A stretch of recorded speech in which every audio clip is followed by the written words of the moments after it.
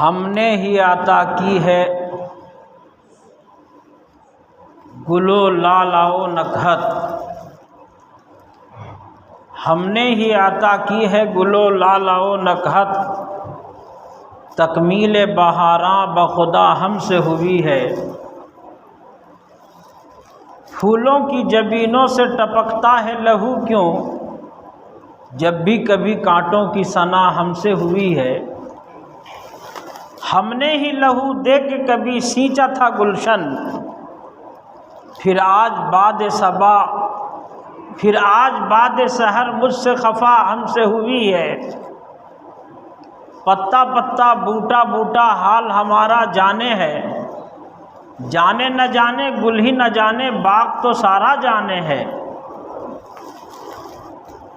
بے پردہ نظر آئیں کل جو چند بیویاں، اکبر غیرت قومی سے زمین میں گڑ گیا، پوچھا جو ان سے تمہارا پردہ کدھر گیا، کہنے لگی عقل پہ مردوں کے پڑ گیا، ہو گئی بے پردہ تو کیا خاک سکون پائے گی، ہو گئی بے پردہ تو کیا خاک سکون پائے گی، شمع فانوس سے نکلی تو بجھ جائے گی۔ حضرات گرامی قدر، بزرگوں اور دوستوں، یہ اگست کا مہینہ ہے اور محرم کا بھی مہینہ ہے۔ کچھ اہم گزارشات آپ حضرات کے روبرو پیش کرنا ہے۔ ایک تو یہ ہے کہ اس وقت پورا ملک جشن آزادی کی تیاری میں ڈوبا ہوا ہے۔ آپ جانتے ہیں کہ 15 اگست 1947 کو ہمارا یہ ملک بھارت ورش انگریزوں کے چنگل سے آزاد ہوا، اس لیے 15 اگست کو پورے ملک میں آزادی کا جشن منایا جاتا ہے۔ یہ آزادی ہم کو کیسے نصیب ہوئی؟ آج ایسے لوگ برسر اقتدار ہیں کہ جو آزادی کی تاریخ کو بدل دینا چاہتے ہیں، بلکہ بہت حد تک اس کی کوشش کر لی بھی گئی ہے، اور وہ یہ چاہتے ہیں کہ آزادی کے جنگ میں بھارت کو آزاد کرانے میں جن لوگوں کا اہم کردار ہے، جن لوگوں نے اہم رول ادا کیا ہے، جنہوں نے اپنی جانوں کا نذرانہ پیش کیا ہے، جنہوں نے اپنے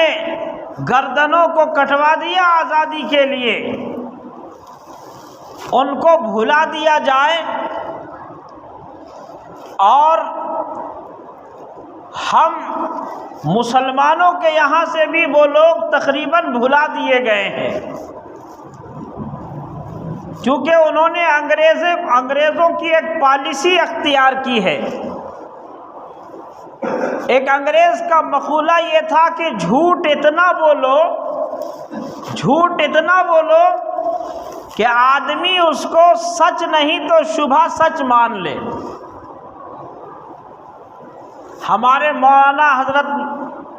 سید طاہر حسین صاحب گئے پر ایک لطیفہ سنایا کرتے تھے کہ جب آدمی بہت زیادہ جھوٹ بولنے والے لوگ ہو جاتے ہیں، ایک ہی بات کو، جھوٹی بات کو مشہور کر دی جائے تو آدمی اس کو سچ اگر نہیں جانے گا تو کم سے کم شک میں مبتلا ہو جاتا ہے کہ ہاں یقیناً ایسا ہو سکتا ہے۔ تو مولانا سنایا کرتے تھے کہ ایک مرتبہ ایک بڑے میاں گئے بازار بکرا خریدنے کے لیے، اور بکرا خرید کے وہ آ رہے تھے کہ 8-10 نوجوان لڑکے انہوں نے پلان بنایا کہ آج اس مولوی صاحب سے بکرا لوٹ لینا ہے، چھین لینا ہے۔ تو دوسرے نے کہا کہ بھئی کیسے چھینوگے؟ تو وہ پلاننگ بنائے کہ بھائی یہ بکرا لے کر کے جا رہے ہیں، ہم اس کو کتا بتا دیں، سور بتا دیں گے، یہ مجبور ہو جائیں گے، اس کو چھوڑ دیں گے۔ چنانچہ جب وہ لے کر کے چلے اور پہلے چوراہے پر ایک نوجوان لڑکا ملا پلاننگ کے تحت، اس نے السلام علیکم کہا اور کہا کہ چچا یہ کتا کہاں لیے جا رہے ہیں؟ تو ان کو حیرت ہوئی کہ یہ پاگل ہے کیا بھائی، میں بکرا لے کر کے جا رہا ہوں اور یہ کتا کہہ رہا ہے۔ کہا کہ بابو تم کو دیکھنے میں گڑبڑی ہو رہی ہے، تمہاری آنکھ میں کوئی خرابی ہے، یہ کتا نہیں بکرا ہے۔ کہا کہ نہیں چچا آپ پرانے آدمی ہیں، آپ نہیں سمجھتے ہیں، یہ اٹالین کتا ہے، یہ انڈین نہیں ہے۔ خیر آپ اگر نہیں مانتے تو آگے جائیے اور سمجھدار لوگ بھی ملیں گے۔ چنانچہ یہ بڑے میاں آگے بڑھے ہمت کر کے، تو دوسرا سلامی ٹھوکا اور کہا کہ واہ میاں، دیکھنے میں تو لگ رہے ہیں مسلمان ہیں لیکن کتا چرائے جا رہے ہیں۔ تو اب تو یقین تھا کہ بکرا ہے لیکن اب شک ہو گیا ان کو۔ خیر آگے ملے، اس طریقے سے 4-6 نوجوان لڑکوں نے ان کو اتنا بتا دیا کتا کتا کہہ کر کے، تو وہ مجبور ہو گئے اور بکرا کو چھوڑ دیا کہ مجھ سے غلطی ہو گئی، اب میں بجائے بکرے کی منڈی میں جانے کے کتے کی منڈی میں چلا گیا اور کتا لے آیا۔ چلو آگے جو فضیحت ہو اس سے بہتر ہے کہ اس کو یہیں چھوڑ دیا جائے۔ چنانچہ اس بڑے میاں نے اس کو چھوڑ دیا، لیکن جنہوں نے پلان بنایا تھا وہ کتے کو تو حرام بتا رہے تھے، اب انہوں نے حلال کر کے اس کو دعوت میں اڑا دیا۔ بہرحال تو انگریزوں کی یہ پالیسی تھی کہ جس کو ہمارے دیش کے لوگوں نے اپنایا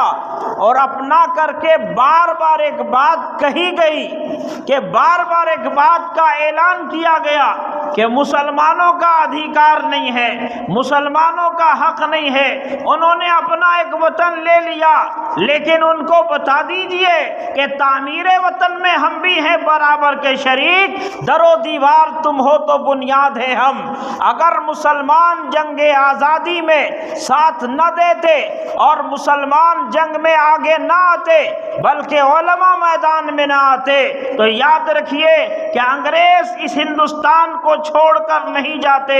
اس لیے کہ انگریز بہادر نے، کمپنی کے لوگوں نے جب اپنے بڑے کے سامنے ہندوستان کی رپورٹ پیش کی تھی کہ سب سے زیادہ ڈر اور سب سے زیادہ خطرہ انگریز حکومت کو کن سے ہے، تو انہوں نے بتایا کہ سب سے بڑا خطرہ ہمارے لیے وہاں بسنے والے مسلمان ہیں، اور مسلمانوں میں سب سے زیادہ خطرہ ان لوگوں سے ہے جو عالم ہیں، جو مسلم علماء ہیں، ان سے خطرہ ہے، اور ان کے بعد سب سے بڑا خطرہ ہماری حکومت کو اس قرآن سے ہے جو قرآن انہیں انرجی عطا کرتا ہے، جو قرآن انہیں جہاد پر ابھارتا ہے، جس قرآن کو پڑھ کر کے ان کے دلوں میں ایمان کا جذبہ پیدا ہوتا ہے۔ اس لیے انگریز کے دشمن یہ 3 تھے، مسلمان اور علماء اور قرآن۔ آپ انگریز کی ہندوستان کی تاریخ کا مطالعہ کیجئے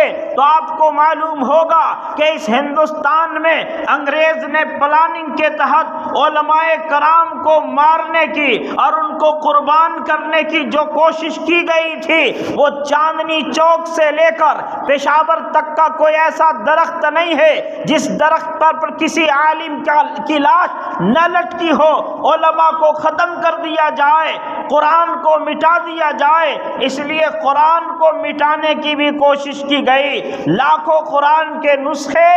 دریا برد کر دیے گئے اور جلا دیے گئے۔ یہ مسلمانوں کے ساتھ انگریز کی دشمنی تھی۔ انگریز جب یہاں آیا تو یہاں اس نے اپنے قدم جمائے تو سب سے پہلے انگریزوں کے اس خطرے کو محسوس کرنے والا ہم تاریخ میں پڑھتے ہیں کہ 1857 سے جنگ آزادی کا آغاز ہوا، حالانکہ یہ بالکل غلط ہے۔ 1757 عیسوی میں نواب سراج الدولہ الدولہ بنگال مرشد آباد کا وہ نواب جس نے یہ محسوس کر لیا تھا کہ انگریز ہمارے لیے خطرہ ہے، ہندوستان کی عوام کے لیے خطرہ ہے، اس لیے سب سے پہلے انگریزوں سے مسلح جنگ لڑی گئی پلاسی کے میدان میں۔ ایک طرف نواب سراج الدولہ اور دوسری طرف انگریز فوج تھی۔ انگریز فوج پر نواب کی فوج بھاری پڑ گئی تھی، لیکن کیا کہیے گا کہ جے چند کا بھی نام ہے جعفر کے ساتھ ساتھ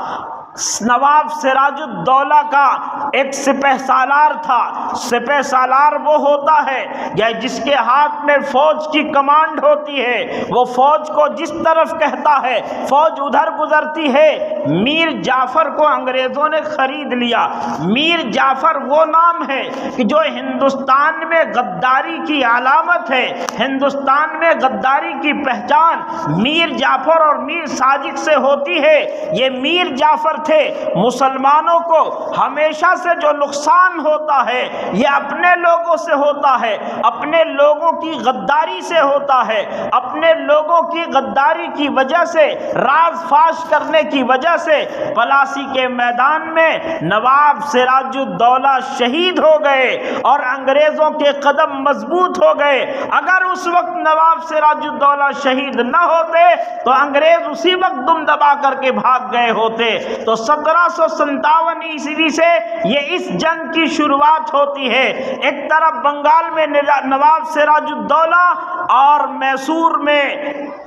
دکن میں شیر میسور ٹیپو سلطان یہ بھی شہید کر دیے گئے تھے۔ اس طریقے سے ہزاروں علماء اور مسلمان قربان ہوئے اس جنگ عظیم میں، اس آزادی کی جنگ میں، اور مسلمانوں کے خون سے یہاں کی مٹی لالازار ہوئی ہے۔ آپ کشمیر سے کنیا کماری تک اور آسام سے گجرات تک کا کوئی ایک حصہ ایسا نہیں ہے کہ جہاں مسلمانوں کا خون نہ گرا ہو۔ پتا پتا، بوٹا بوٹا حال ہمارا جانے ہے، جانے نہ جانے گل ہی نہ جانے، باغ تو سارا